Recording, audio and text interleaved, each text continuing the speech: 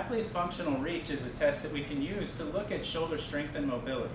Now, a lot of times when we talk about Apley's, it's taught as if it's a test to look at just strength of the supraspinatus when you're reaching overhead and subscapularis for when you're reaching behind the back. But realistically, if you think about all of the structures around the shoulder joint that might be impacting this motion, you can get a little bit more out of that. So I'm going to have Justin go ahead and reach overhead with his right hand and behind the back with his left hand. And then we're looking for what landmarks are they able to reach to. And then we're going to go ahead and compare that bilaterally to look for the symmetry. Now, if they have limited overhead reach, one of the factors we often look at with this is going to be weakness of that supraspinatus, the inability to get that arm overhead and externally rotate.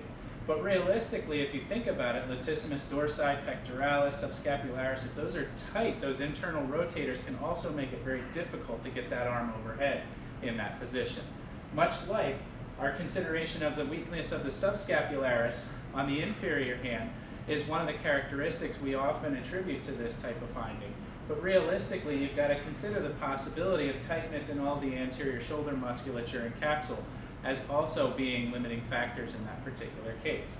We also talk about glenohumeral internal rotation deficiency, or GERD, the orthopedic one, is going to be something that would also be associated with this because it does limit their internal rotation.